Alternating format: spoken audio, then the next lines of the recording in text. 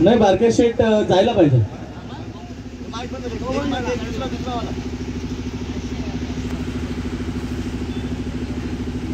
तर या ठिकाणी आपण पाहतो जाऊया मैदानावर. धावसंख्या आपण पाहतो धावपळ कबड्डी चांगला फटका यावीस पाठीमागे जाईल पांडले बाउंड्रीच्या बाहेर चौकार.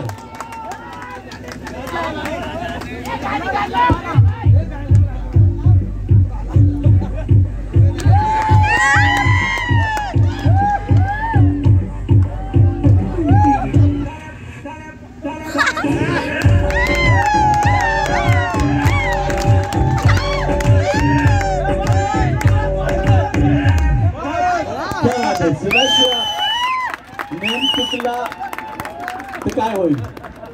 500 रुपयाचं पारितोषिक नेम चुकला तर काय होईल? शेअर करण्यामध्ये देखील घेणार नाही.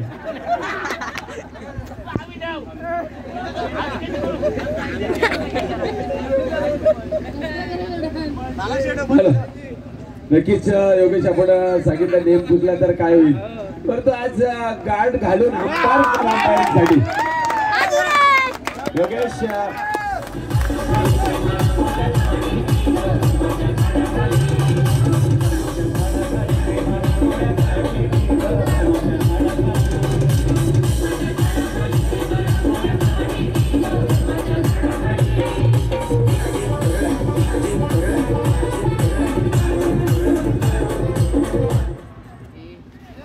जबरदस्त फलंदाजी श्रीनाथ पाटील. एक काल गाजवला या खेळाडूने आणि आज मैदान गाजवत आहेत.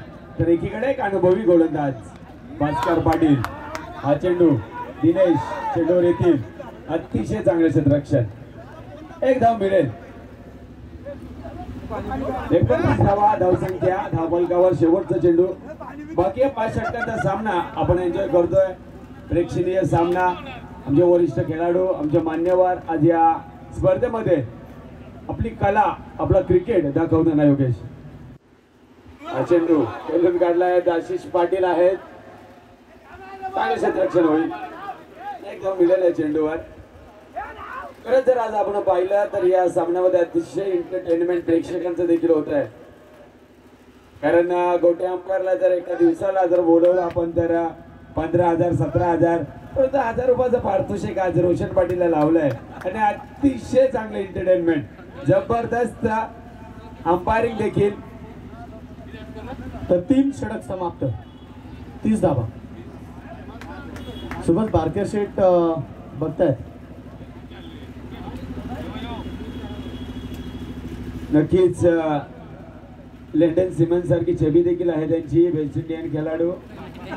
हातपाय आपटतात का कधी संधी मिळेल फलंदाजीसाठी. तर बारके शेट जायला पाहिजे. सुभाष कारण बॅटिंग चांगली त्यांच्याकडे.